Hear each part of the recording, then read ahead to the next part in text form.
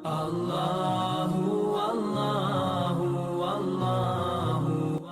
वालेकुम जी। हम जी निकल पड़े हैं अपने सफ़र के लिए इंशाअल्लाह मदीना के लिए। और अभी अबू धाबी शहर में ही है, सुबह के 5 बजे आज, क्योंकि यहाँ पे वो 8-9 की मैराथन थी तो उसकी वजह से रोड बंद हुए थे काफ़ी। लेकिन अल्हम्दुलिल्लाह अभी इंशाअल्लाह तकरीबन 2-2.5 घंटे में बॉर्डर पे पहुँच